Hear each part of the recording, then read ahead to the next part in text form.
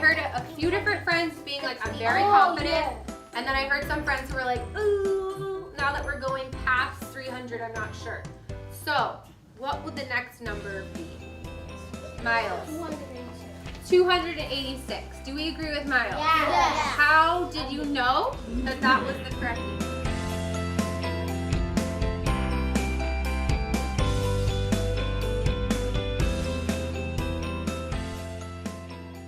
I've only had my own classroom now for 2 years. Prior to being a teacher, I had a whole nother career. I used to work in fashion. I was a stylist at a fashion magazine, and it was everything I had ever worked for. And then once I got there, I felt like I had stopped progressing a little bit. And I really, really love learning. And so I took a while to kind of reflect on what was making me happy as a person. And I realized that I wanted to be fulfilling not only myself, but others as well in my career.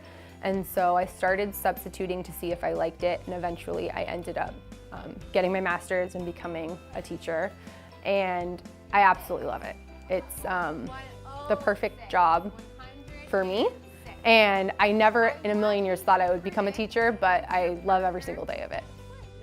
I really enjoy seeing my students grow and change over the course of the year, and I really get to know them. I'm at a dual language school, so 50% of my students' instruction is in Spanish. And so if I'm teaching a lesson in math one day, my other group of students is getting that same lesson in math in the other classroom in Spanish. And I think what's amazing about this model is that my students have an entire half of their day in their primary language where they feel really, really strong. And then they're able to bridge those ideas in my classroom in very tangible ways. My quote on the wall says, you know, what we know matters greatly, but who we are matters more.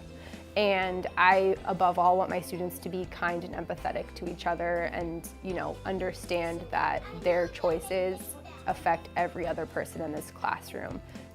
Why, after we count this many times, do we get to the next 100? Teaching has taught me that you have to multitask to the nth degree.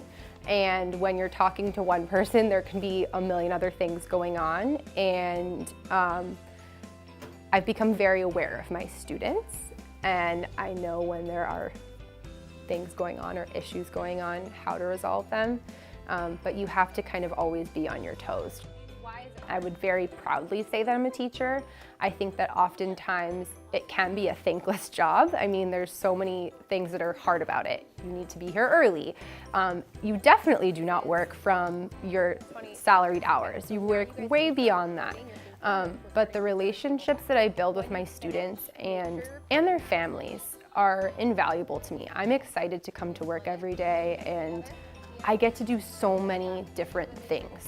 So many other jobs, you are doing one line of work forever. I mean, I teach math, science, history, English throughout the day, and in so many different ways.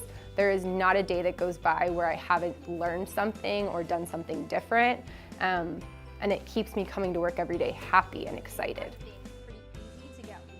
This job is way more fulfilling than my last job, and that's probably the reason why I enjoy it so much, because there's a tangible person that is being changed because of the work I'm doing, and there's tangible results. I'm seeing my students learn new concepts, learning what multiplication is, learning different geometry concepts, and that is so fulfilling to me. Before, it was really just fulfilling my own enjoyment, but I wasn't able to use my skills to help others, and that's what I really, really love about this job.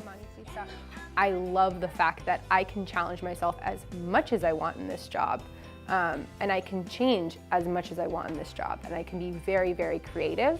And because the kids are different every year and every day, it keeps it very exciting.